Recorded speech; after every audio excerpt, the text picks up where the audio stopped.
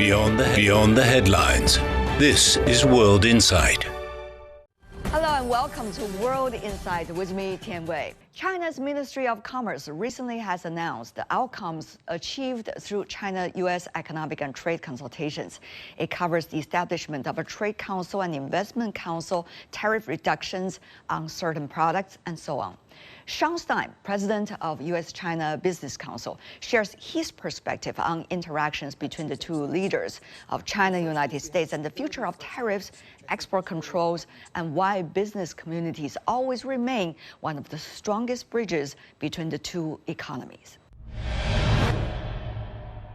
Constructive strategic stability between the two sides. Your take? Yeah, my take is I think we've got two things that I would say about this.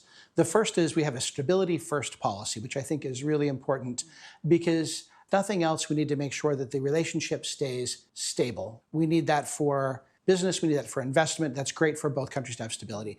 But I think this idea of constructive strategic stability is an interesting one. And I think it reflects something very thoughtful on the Chinese side.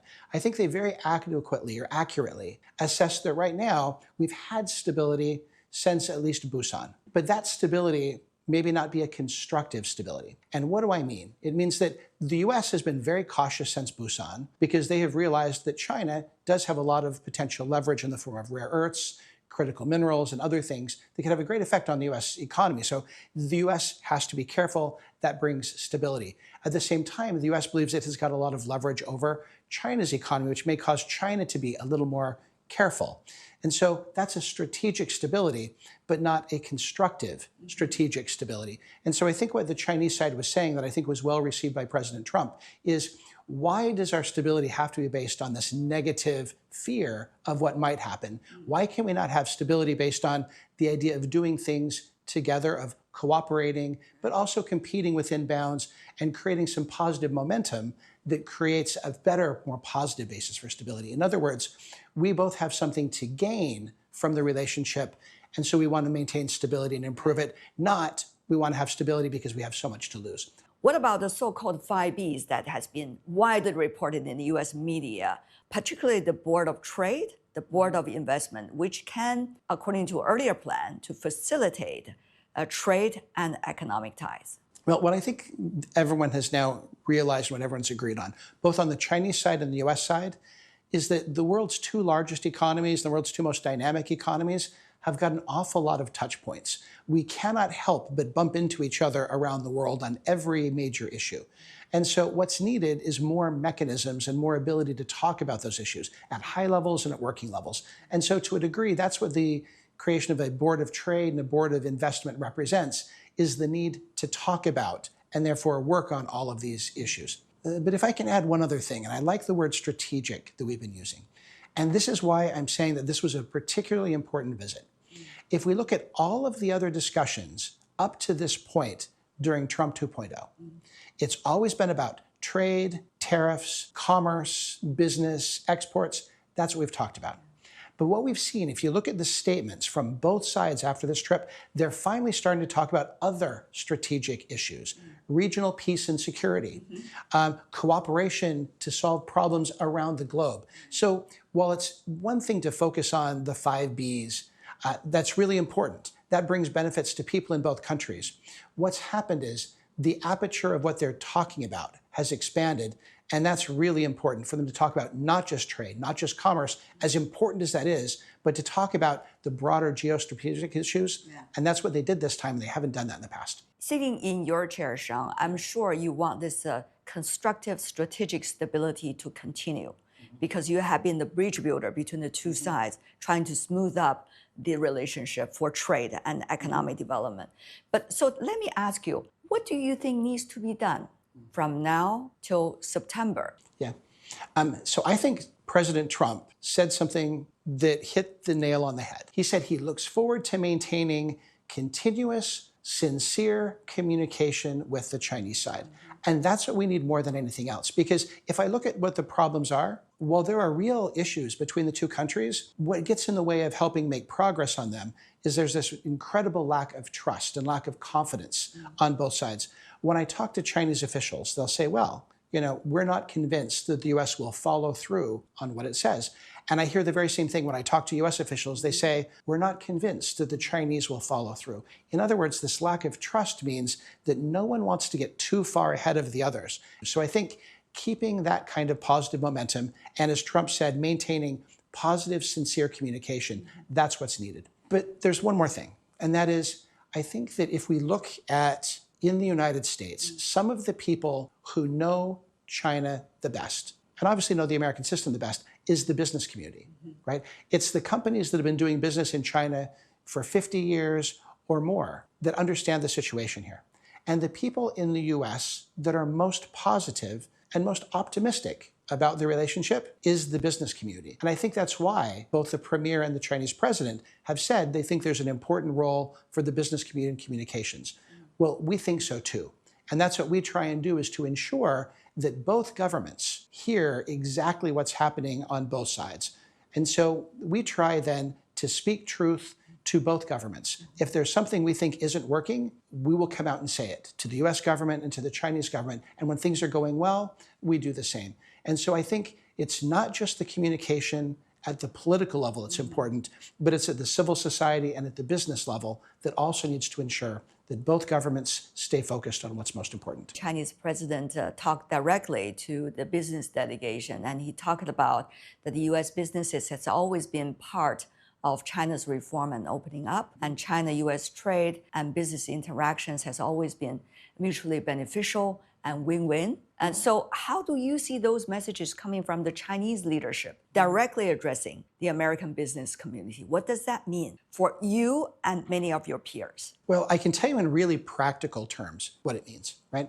Every single CEO that was on this trip, every single CEO that's a member of the U.S.-China Business Council, every single CEO that ever comes to China doesn't work independently. He's got a board of directors. He's got a governing board that sets parameters on what he can do as a CEO, that's going to approve CapEx, that's going to approve expenditures and investment. And almost every board has got people on the board that are going to be very conservative. They're going to be very cautious. They're going to be very risk averse. And that's the job of the board, is to be risk adverse and to make sure that investments happen when they're properly justified. And so when you have a CEO who comes to China, who sees and speaks to the Chinese leaders and hears them directly when they say, here's what reform and opening means for your company, here's why we want you to be here, that gives them great power when they're talking to their board to say, I was talking to the Chinese president or the premier or the vice premier, and here's what their message is. It makes it much easier for them and gives them more scope to operate with their board because they were there in person and saw it happen. They were in the room. And so I think on a very basic level, I don't think that's why the Chinese government meets with the business leaders. They want to communicate with them directly. But on another level, it helps them achieve and move forward on their China goals and objectives and plans because of that dynamic. So I think it's important on many, many levels. But at the same time, you also have noticed that many of these CEOs, they were asked by the Chinese premier when they were meeting with Mr. Li to be good communicators for both sides, because businesses really understand, and they've been understanding the situation for decades. The question is, how well can they perform that role, given the current political environment and geopolitical environment, both back at home and internationally? Yeah, so I think this is a really important point. I remember seeing people giving advice to business leaders saying, you should speak out about this or you should push for that. Well, I think what most of them recognize is that when you're dealing with friends, then quiet communication and communication behind closed doors is a lot more effective in many cases than getting on the front page of the news or going on to Tian Wei's show to talk about the reforms that they're looking for. Thank you for being here, by the way, Sean. Yes, and so I think that's one thing, is that their job is to communicate effectively with both governments about problems and also when things are going well.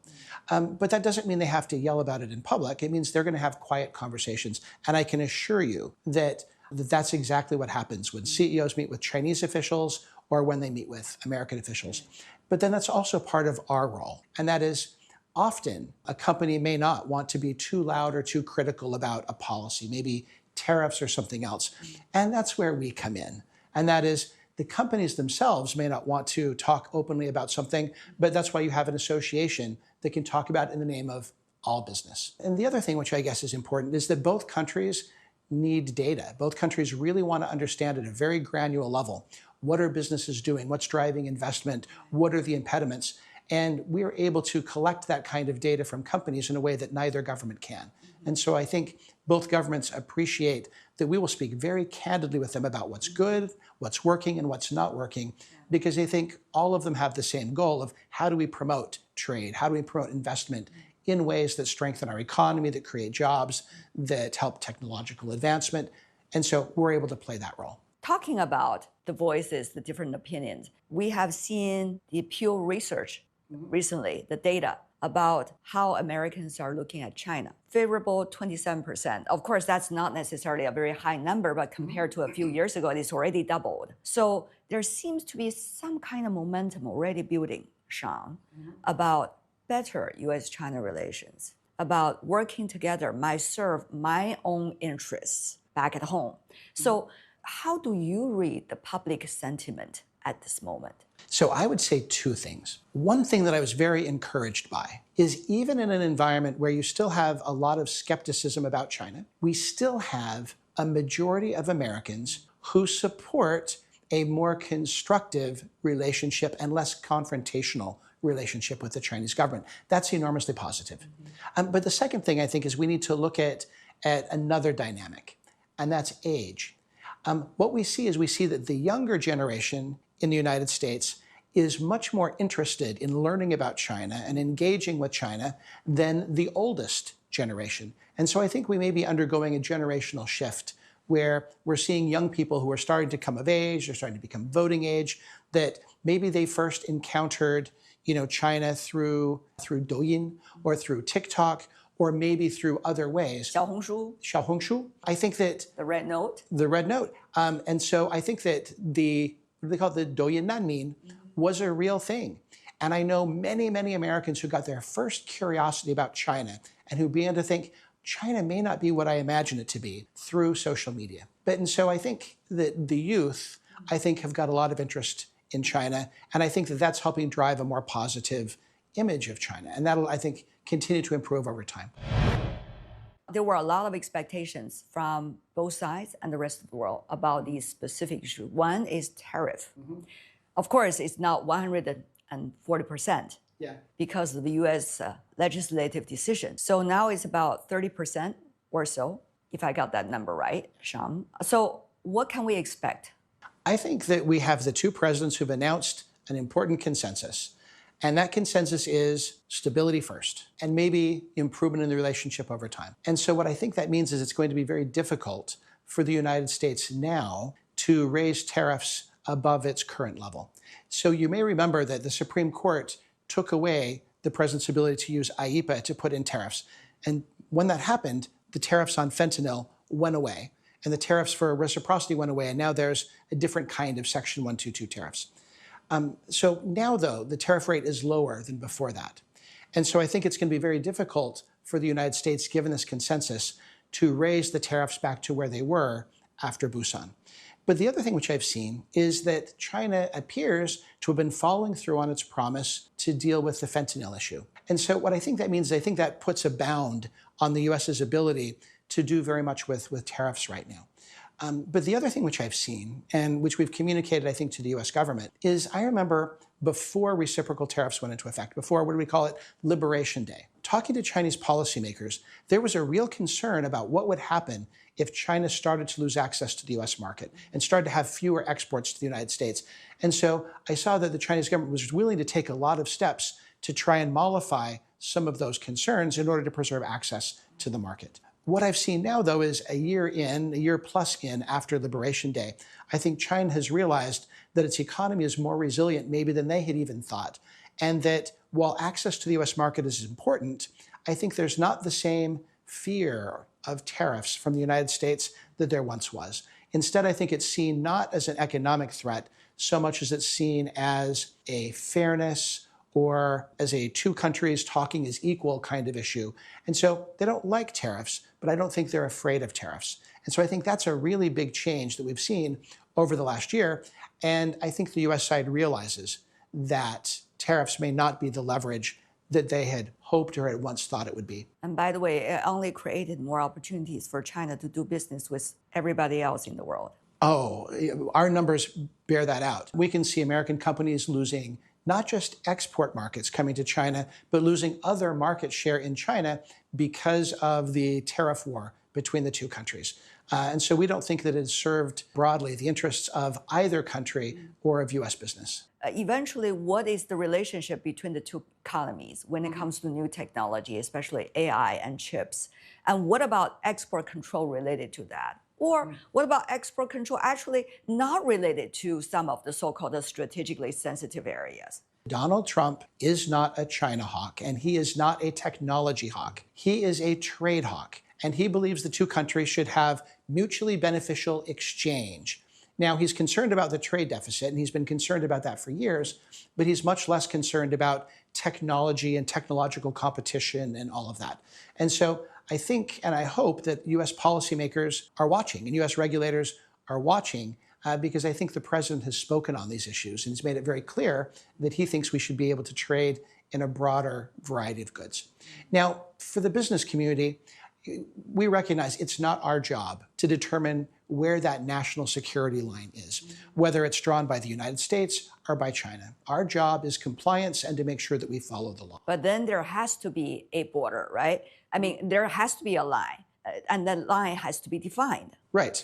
That is the problem, where lack of definition about the so-called line of strategic sensitive. Mm-hmm. Well, and that's the I don't know, it's the $100 billion question, right? And that is, we were very glad to see that the administration no longer uses the language of high fence and small yard, because that was never very accurate. It was sort of like a growing yard with kind of a fence and then landmines everywhere else. It didn't work. And so the simplification of saying, there's trade above the line and below the line. That line is national security. So now the debate is, where exactly does that line fall? And nobody knows yet. But it's clear that the president's views on that line are he's much more inclined to define national security in a more conservative way than maybe his predecessor. And I think that's very positive. But that's the debate that both countries need to have. And that is, where is that national security line? And then that makes it easy for business to not cross it, and it makes it easy for both countries to plan. If not, weaponization and politicization of trade will be everywhere. Right. And that is exactly the problem. And why do you have weaponization of trade? And why do you have all of that? It's a search for leverage, but it's also this lack of confidence, this lack of trust in the other side, that somehow something will be weaponized or they'll take advantage. And that's why I think everyone is very hopeful that this idea of constructive strategic stability can actually take hold in the thinking of both sides, so that the relationship is not defined by, I'm afraid of what China can do to me, and China's views are shaped by, well, I don't want the US to do this to us. We want it to be, what can we do together, and how can we find ways to cooperate that bring benefits, and therefore we want stability to get benefits, not stability because we have fears. Now, we are seeing a big year for China-US relations. The two presidents already met, and we're likely to see more bilateral interaction later in the year. Not to mention two multilateral platforms, such as APEC in Shenzhen and also G20 in Miami. So what can we expect this sequence of events? And in between, the changes that needs to be done according to the guidelines of the two presidents. Every time the two presidents meet, good things happen. So by having consistent, regular interactions between the two presidents helps keep the positive momentum, helps the two countries enact the consensuses that the two sides reached. So I think that's really important. But the other thing that I think is really important is that we need both strong signals from the two governments, and they need to be clear enough, and the messaging needs to be clear enough from both governments that people from both sides can act on it, that U.S. businesses feel confident that they can continue to grow and invest in China, and that maybe through the Board of Investment, that more and more Chinese companies will feel the confidence to invest in the United States. Because I can tell you, if you go into the communities in the United States that have a significant Chinese investment, those are not the companies, or those are not the counties that are afraid of China and that have China phobia. Those are the communities that recognize how important it is for the two countries to work together. And so I think, in non-sensitive areas, more Chinese investment in the United States helps, I think, resolve this fundamental problem of trust between the two countries. So that's what we hope to see happen in the coming months and year. But in the process, still distrust, lack of confidence, and sometimes hard feelings as well. Those are real issues. Those issues don't go away easily. And it's going to take time. And it's going to take more leader-level involvement. And it's going to take more working-level communication. It's going to take more people-to-people exchange. And it's going to take more business exchange. So there is no one solution. But working together over time, all of these things can help bring stability and much-needed progress to the relationship. Sean, always, what a pleasure. Thank you so much. Thank you. I always enjoy chatting with you.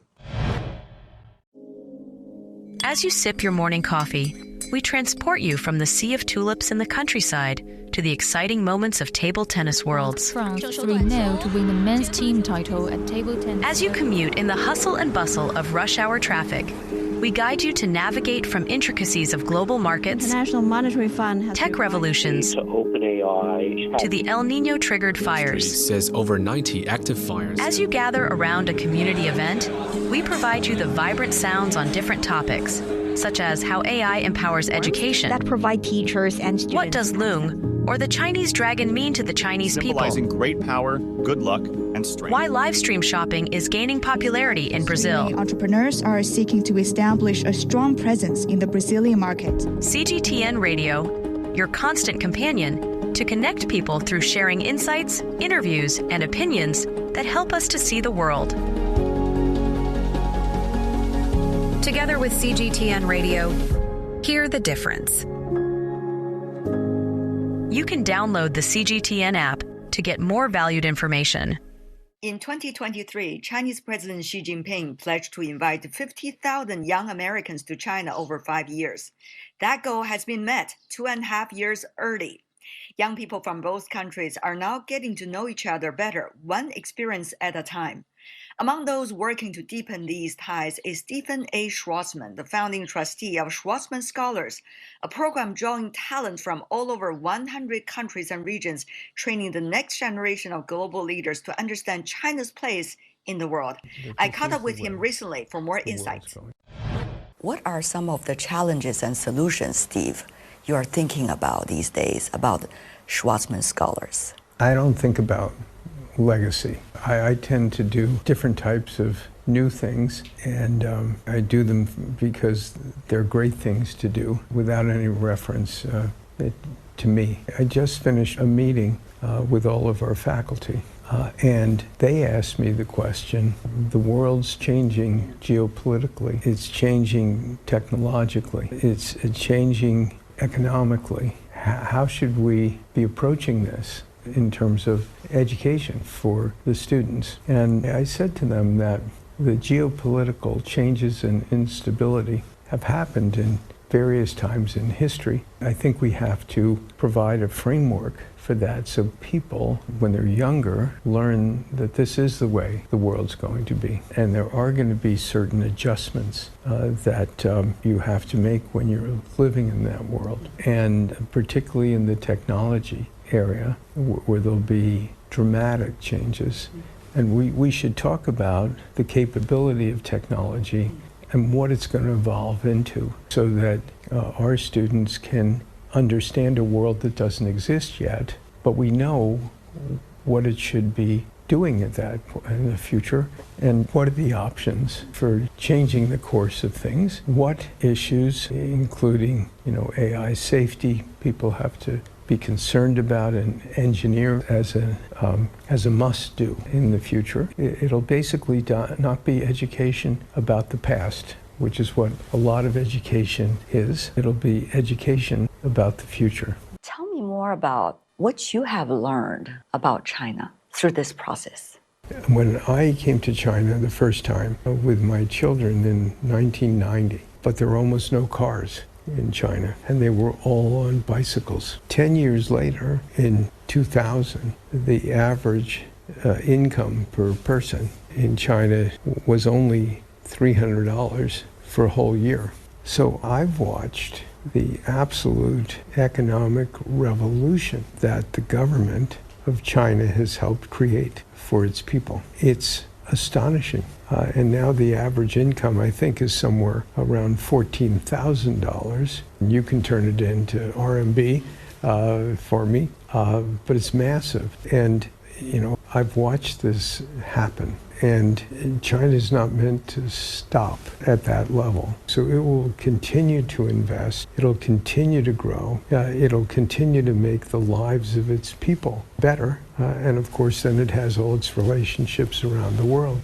you know, some of which are easy, some of which more complicated. So while China's wealth has been increasing, do you see trying to search for its own identity, so to speak? What does that mean to you during your process of discovering China? Well, China's place in the world historically has always been pretty clear. I mean, this is a 5,000-year-old country, and they've always been the dominant economic power in Asia. And, you know, they're busy reclaiming that, and I think that will continue. That's all the time we have for today. If you'd like to know more, search World Insight or check out our YouTube channel. Follow us on X and Facebook. I'm Tian Wei. Thank you for being with us. Bye for now.